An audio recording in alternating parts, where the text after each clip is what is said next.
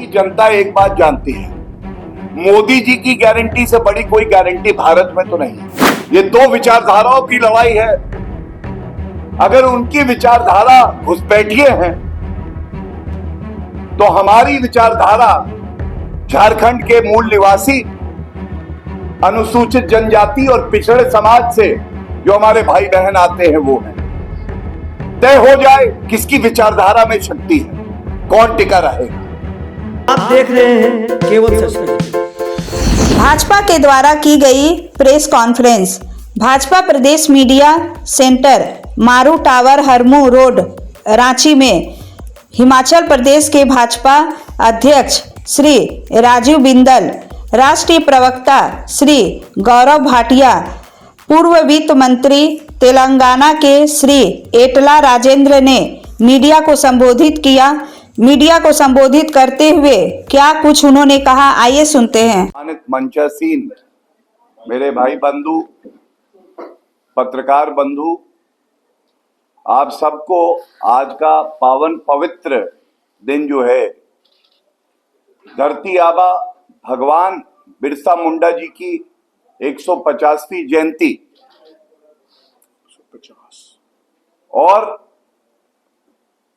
इससे ज्यादा कुछ शुभ घड़ी हो नहीं सकती है कि आज ही के दिन झारखंड प्रदेश जो है इसका स्थापना दिवस है और गुरुपूरब। ये तीनों पवित्र पावन अवसर आज ही के दिन है। आज हम आए हैं। लोकतंत्र में सबसे बड़ा महापर्व चुनाव होता है और हम सब जानते हैं कि झारखंड में पहले फेज का चुनाव मतदान हो चुका है और जो जनता ने स्पष्ट कर दिया है वो ये कर दिया है, हर जगह भारतीय जनता पार्टी और एनडीए की हवा है। ऊर्जा आ गई है झारखंड की जनता में। वो जानती है कि सरकार भारतीय जनता पार्टी और एनडीए की बनेगी और कमल खिलेगा। हमारी जो जिम्मेदारी है लोकतंत्र में, वो जिम्मेदारी ये है कि झारखंड की जनता की आवाज बनके एक भ्रष्टाचारी, निकम्मी, सांप्रदायिक तुष्टीकरण करने वाली जो जेएमएम कांग्रेस की सरकार है, इसकी ईंट से ईंट बजा दे। और इसी कड़ी में हम आपके समक्ष आए हैं। अपने आदर्श जिनकी सीख पे भारतीय जनता पार्टी चलती है, धरती आबा भगवान बिरसा मुंडा जी, उनकी सीख सबसे बड़ी ये थी, अपनी संस्कृति को बचाओ। उनकी सीख सबसे बड़ी ये थी कि मेरी माटी है तो सब कुछ है। माटी की धूल से तिलक लगा के ही झारखंड और झारखंड निवासी आगे बढ़ते हैं। लेकिन बहुत पीड़ा के साथ ये मुद्दा हम लोग यहां से उठा रहे हैं, जहां बदलाव की लहर चल रही है, लेकिन जाते जाते भी जिस तरह की सांप्रदायिक राजनीति जेएमएम और कांग्रेस कर रहे हैं, वो आपके समक्ष इसलिए रखना जरूरी है क्योंकि ये पीड़ा झारखंड की जनता की है। सबसे पहले भारतीय जनता पार्टी ने भगवान बिरसा मुंडा जी की सीख को आगे बढ़ाते हुए बात कही, रोटी, बेटी और माटी। हमने देखा किस तरह से घुसपैठिए जो कांग्रेस घुसवाती है, उनको यहां दामाद बना के उनके वोट बैंक के लिए तुष्टीकरण की राजनीति करती है। तो आज ये पूछा जाएगा, बेटी हमारी, माटी हमारी, रोटी हमारी, तो इन घुसपैठियों का क्या काम है, ये पूछा जाएगा। और ये इसलिए पूछा जाएगा क्योंकि एक तरफ विकास की बात कर रहे हैं आदरणीय प्रधानमंत्री जी, हम सबके आदर्श हैं। गृह मंत्री श्री अमित शाह जी, हमारे पार्टी के राष्ट्रीय अध्यक्ष प्रदेश अध्यक्ष विकास की बात कर रहे हैं, झारखंड की अस्मिता की बात कर रहे हैं। किस तरह से स्पष्ट कर दिया गया है कि घुसपैठियों को चुन चुन के बाहर किया जाएगा। और कांग्रेस पार्टी और जेएमएम क्या कह रही है? घुसपैठियों को चुन चुन के हमारी बेटियों से ब्याह कराएंगे। ये ब्याह होगा, फिर उनकी जमीन हड़पी जाएगी। तो ये बात आती है हमारी माटी की, हमारी बेटी की अस्मिता की। और ये कहना गलत नहीं होगा, एक नारा, एक उद्देश्य, एक रहोगे तो सेफ रहोगे, बटोगे तो कटोगे। ये बात हर भारतीय नागरिक के दिल में पहुंच गई है और ये मूल मंत्र बन गया है कि हमें एकजुट रहना है। वो वैसी ही बातें करता है और क्योंकि मुख्यमंत्री पद पे है इसलिए मैं कोई शब्द का इस्तेमाल नहीं करूंगा, लेकिन यह भी सच्चाई है कि मुख्यमंत्री होने के साथ वो भ्रष्टाचार के आरोप में एक अभियुक्त हैं। 10 समन आए और उनमें हिम्मत नहीं थी कि सामने आके उत्तर दे दे, दूध का दूध और पानी का पानी कर दे। खनन घोटाला करेंगे तो वो करेंगे, गलती से मिस्टेक हो गई, खुद उन्होंने कहा कि मैंने अपना माइनिंग पट्टा दिया और उसके बाद उसको कैंसिल कर दिया। और एक बात और कह दूं, जिनसे कर दी थी मोहब्बत उनसे कर बैठे हैं नफरत हेमंत सोरेन। हम भारतीय हैं, हमारे प्रदेश है, हमारी माटी है। अगर भगवान बिरसा मुंडा जी का आशीर्वाद लेने हम लोग आए हैं तो हमारे लिए आपत्तिजनक शब्द, और जो भारत के नागरिक नहीं है, घुसपैठी है, केवल उनका धर्म, क्योंकि इनको अपना भविष्य का वोट बैंक लगता है, उनसे इलू इलू, उनसे मोहब्बत, ये कैसा रवैया है? हेमंत सोरेन जी से पूछिए। की जनता एक बात जानती है, मोदी जी की गारंटी से बड़ी कोई गारंटी भारत में तो नहीं है। और जब भारतीय जनता पार्टी की सरकार आती है तो वादे पूरे होते हैं, और वो वादे भी पूरे होते हैं जो 70 साल में कोई कर नहीं पाया। अनुच्छेद 370 संशोधित कर दिया। हमने देखा किस तरह से महिलाओं को आरक्षण मिलेगा, संविधान संशोधन से हुआ। इकोनॉमिकली वीकर सेक्शन को आरक्षण मिलेगा 10%, संविधान संशोधन से हुआ। और आप मुझे बताइए, कानून लाने की आप बात कर रहे हैं, जनता ने तो मन बना लिया है इनका सूपड़ा साफ कर देंगे पूरे देश में, झारखंड से हटा देंगे। जब कहीं सरकार ही नहीं होगी तो फिर ये वादे कैसे करेंगे? भारतीय जनता पार्टी आएगी, वादे पूरे करेंगे। ये दो विचारधाराओं की लड़ाई है। अगर उनकी विचारधारा घुसपैठिए हैं तो हमारी विचारधारा झारखंड के मूल निवासी, अनुसूचित जनजाति और पिछड़े समाज से जो हमारे भाई बहन आते हैं वो हैं। तय हो जाए किसकी विचारधारा में शक्ति है, कौन टिका रहेगा। अगर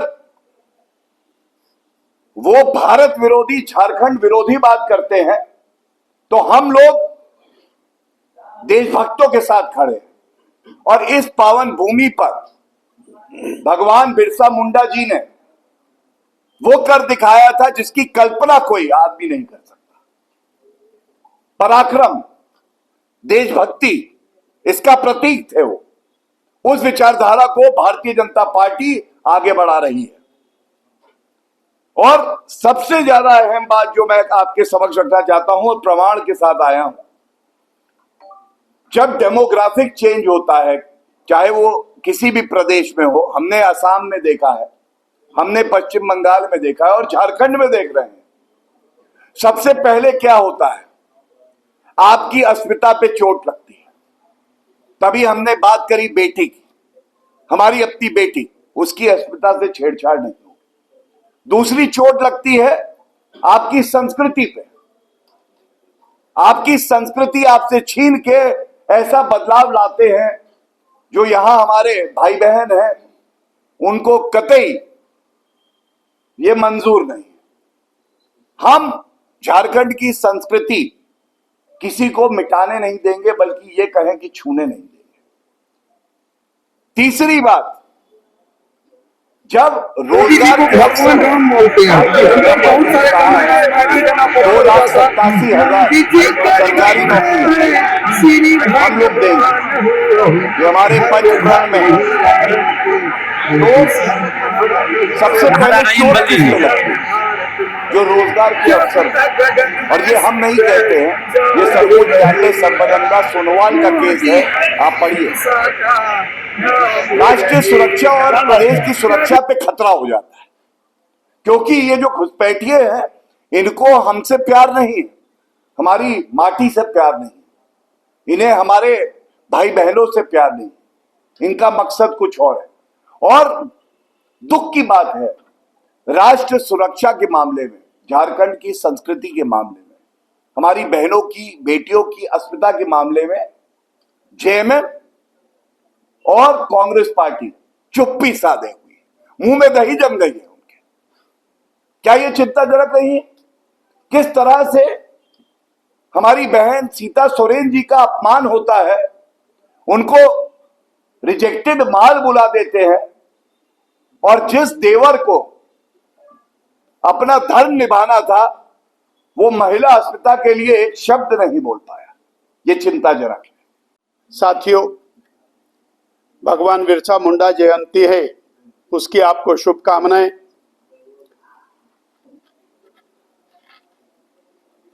गुरु पर्व है, उसकी बधाई। और झारखंड के निर्माण का दिवस है, उसकी भी बहुत बधाई। मेरा झारखंड की माटी से बहुत पुराना नाता है। जब ये बिहार हुआ करता था 1978 में, मैं कल्याणाश्रम में चिकित्सक के नाते हो जनजाति में काम करता रहा और कई वर्षों तक हो जनजाति के सरंडा फॉरेस्ट में चिकित्सा कार्य करता रहा। उस नाते मेरा संबंध है। मैं झारखंड की इस धारा को प्रणाम करता हूँ। साथियों, ये मैंने आपके सामने एक ऑडियो छोटी सी क्लिपिंग रखी। उसके रखने का उद्देश्य स्पष्ट है कि जो कांग्रेस ने कहा वो नहीं किया। मैंने प्रियंका जी की स्टेटमेंट आपको सुनाई। 2022 के चुनाव से पहले हिमाचल प्रदेश की सत्ता को हथियाने के और खुलेआम पूरी हिमाचल प्रदेश की दीवारें भर दी गई। 1 लाख सरकारी नौकरी पहली कैबिनेट में दी जाएगी, ये प्रियंका जी कह रही हैं। और इसके अलावा 4 लाख, कुल मिलाकर 5 लाख नौकरियां दी जाएंगी। आज मैं हिमाचल की ओर से, पहाड़ की ओर से, हिमालय की ओर से कहने के लिए आया हूं कि पिछले 2 साल में वर्तमान कांग्रेस की सरकार ने एक भी सरकारी नौकरी नहीं दी है, जो पहली कैबिनेट में 1 लाख नौकरियां देने वाले थे।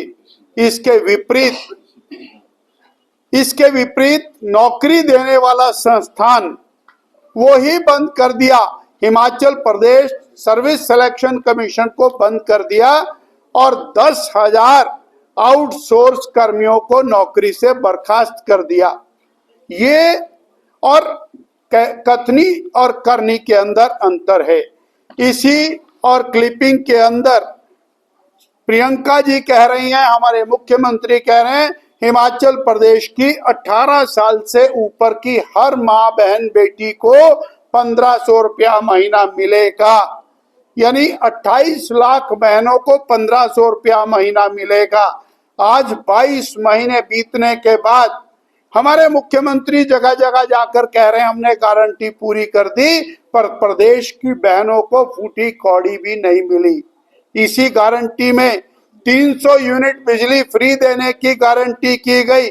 फ्री बिजली तो कहाँ देनी थी? हमारी सरकार ने, बीजेपी की सरकार ने 125 यूनिट फ्री दी थी, उसको भी बंद कर दिया। और हिमाचल प्रदेश बिजली पैदा करने वाला राज्य है, हमारे यहाँ बिजली का रेट 46% तक बढ़ा दिया। किसान के साथ धोखा किया। इसी गारंटी में किसान को कहा कि 100 रुपए लीटर दूध बिकेगा, 40 रुपए लीटर में दूध, और रुलता फिरता है, कोई पूछने वाला नहीं है। और बघेल साहब आपके पड़ोस से आए और उन्होंने वहां पर गारंटी दी 2 रुपए किलो गोबर खरीदेंगे। ना दूध खरीदा, ना गोबर खरीदा, ना रोजगार दिया। और इस प्रकार एक कैमोफ्लेज करके सत्ता हथियाली आप हर रोज मीडिया में देखते होंगे किस तरह शिमला की सड़कों के ऊपर और बेरोजगार पिछले 22 महीने से बर्फ में कड़कड़ाती ठंड के अंदर आंदोलनरत हैं और कर्मचारियों जिनके बूते के ऊपर ये सरकार सत्ता में आई थी वो कर्मचारी लगातार आंदोलन कर रहे हैं। और हिमाचल की जबरदस्त बात आपके सामने आई होगी, जहां ये गारंटियां दी थी, ये सरकार टैक्स वाली सरकार बनी है। इन्होंने डीजल पर वैट लगाया, दालों पर, खाद्य तेल पर वैट लगाया। हिमाचल में सीमेंट बनता है, हिमाचल में सीमेंट सबसे ज्यादा महंगा है। ये सारी बात के साथ हिमाचल की कांग्रेस सरकार ने, जेएमएम कांग्रेस यहाँ पर इकट्ठी है, कांग्रेस सरकार ने हर घर में टॉयलेट पर टैक्स लगाने का काम किया, 50 रुपया प्रति टॉयलेट। इससे बड़ी हैरानी की बात नहीं हो सकती। और आपके ध्यान में आया होगा समोसा कांड, माननीय मुख्यमंत्री जी को समोसे सर्व करने थे, वो उनकी सिक्योरिटी को पहुंच गए, उसके ऊपर सीआईडी की जांच हुई, लिखित रिपोर्ट उसके ऊपर सबमिट हुई, दोषियों के खिलाफ कार्रवाई की संतुति हुई और ये कहा गया कि ये सरकार विरोधी कदम है। मैं संक्षेप में कहना चाहता हूं कि कांग्रेस की करनी और कथनी में पूरी तरह अंतर है। हिमाचल प्रदेश में और सरकार इस समय क्रैश होने की स्थिति में है। 27,000 करोड़ का कर्ज 22 महीने में लिया है सरकार ने और तनख्वाह देने के लाले पड़े हैं। मुझे ये कहना है कि भारतीय जनता पार्टी की सरकार, एनडीए की सरकार, मोदी जी के नेतृत्व की सरकार वही झारखंड के कल्याण के लिए आगे बढ़ सकती है। जो डेमोग्राफिक चेंज की बात हुई शिमला में और 22 महीने की सरकार में, हिमाचल के इतिहास में कभी ऐसा नहीं हुआ कि हजारों हजार लोग सड़कों पर उतरे हो, 5-5 मंजिला मस्जिदों का निर्माण हुआ हो, अनाधिकृत रूप से निर्माण हुआ हो और उसको लेकर के इश्यूज खड़े हुए हों। ये डेमोग्राफिक चेंज जहां जहां कांग्रेस की सरकार आती है वहां उनको आशीर्वाद मिलता है।